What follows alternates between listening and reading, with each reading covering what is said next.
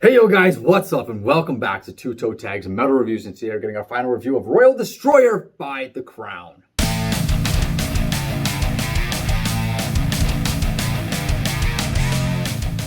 So after a week of listening to this album, I'm gonna say, unless TV Fish has some things to say, I think this is gonna be a pretty short review because I don't have a lot to say about this album. And that's kind of a bad thing, but not really a bad thing. Because sometimes I have a lot to say and it's bad. Sometimes I have a lot to say and it's good. This time I'm kind of very neutral. I mean, there's been times where you haven't had a lot to say, and that's both bad or good. Like, Yeah. there's been like any situation for it, right? Exactly. So anyways, I did enjoy this album, okay? There's nothing really wrong with this album. I think this is great metal. Just metal. But I find that this band falls into like a category for me that other bands do. And other bands, like, I'm talking about bands like Cataclysm, Goat Whore, right? There's bands that I can put on and enjoy whatever the fuck they're playing. Doesn't matter what they're playing, I will enjoy it. But does it stand out to me? Not very often. There might be a little odd moment here and there. There might be a little, a drum thing or whatever, guitar thing or a vocal thing that stands out to me. But overall, it's really hard for songs to grab me, and I felt the same way with this album. It was just falling into that pocket where, yes, it's good, it's heavy, it slays, I can thrash to it, I can do whatever, have a good time listening to it. But I had no desire really to add it to my playlist, and no desire to really, I gotta play that song again, or what was that part? So overall, the album was good, but it kind of just fell a little flat for me in that aspect. But there were some standout tracks. So some standout tracks for me, Glorious Hades, which was my number one track after my first impressions. Probably not my number one anymore, but still up there. Very good track. The track that probably grew on me the most is probably Ultra Faust, which that song is really sick. Okay, and I'm pretty sure I did put that in my playlist actually. But again, I'm listening to it and it's good, it's got that energy, but I'm still not just like in love with it. Scandinavian Satan is also really good. And Full Metal Justice is also a pretty good track. So there's like a section basically from track 4 to track 7, which is Ultra Faust, Glorious Hades, Full Metal Justice, and Scandinavian Satan are my top tracks, and they're all bunched together. So that section of the album is definitely the highlight for me. The rest of it, not bad, but didn't really stand out as much.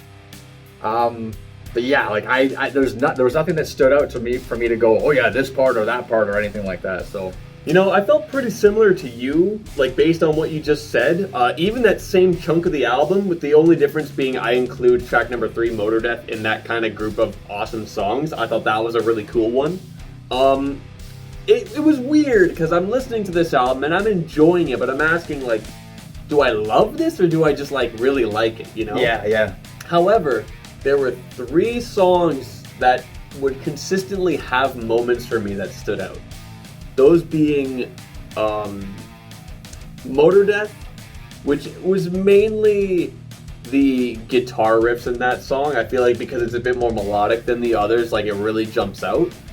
Ultra Faust, I loved a lot, especially because of the way they go into the bridge where he screams 666. Mm-hmm. I loved that. Every single time that happened, I'm like, yeah, that's sick. Mm-hmm. Like every time. And the other one is Scandinavian Satan. I love the chorus of that. It's awesome, and just the way they just completely explode at the end. Yeah. I loved that as well. Now, outside of those, there wasn't much that I really thought, yeah, this is sick, I love this. But it's weird because it's a pretty consistent album. And I was drawing a lot of comparisons to Amon Amarth. I get that. With this album. For sure. And not only, there's lyrical content, there's the way that his voice sounds, which is comparable. Yep. But I feel like the way that you kind of experience this album is similar, where it's like everything kind of sounds, the same kind of thing, not to a super fault, but, super duper crazy standout moments can be a little bit few and far between. So it's like there's a lot of tracks on this album that kind of just come and go. Yeah. But there are those 3 that kind of jump out at me. So I'm thinking this is a really strong album, but how strong is it truly, Yeah, I also made the Amon Amarth comparison in my head listening to it, but it still doesn't stack up, in my opinion, to Amon Amarth. Is is a couple levels higher than this band, just in my opinion, as far as riffing goes, as far as cadences go, as far as songwriting goes. It's just a step above. Not to take anything away from The Crown, they have their own thing, but they weren't quite matching. But Cataclysm, I found this band was very similar to Cataclysm, stylistically and quality-wise of music. But it lacks memorability. It just there's not enough on here for me to really love and want to go back to, right?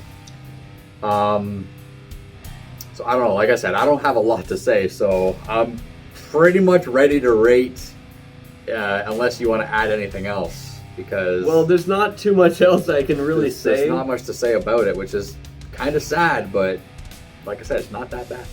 I guess we can rate them now. Would you like to start? Sure. Yeah, I would just be repeating myself if I went over my reasons. I'm going to give it a 6. I think it's a decent album, but like I said, it lacks memorability. It lacks any type of real oomph, real, character that would warrant a better score. But it's not a bad album. I can put it on, listen to it, you can enjoy it. There's nothing wrong with it. There's nothing particularly bad or sour or salty or anything about it. It's just better than average.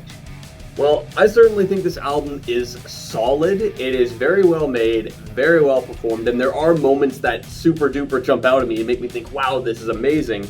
However, it kind of does lack a little bit of memorability, like Vile mentioned. I feel like some songs just kind of come and go. I don't mind them. They're good. They're fun to listen to. It's a great album to put on, but I just think it does not reach toe tag territory for me, so it's going to get a 7.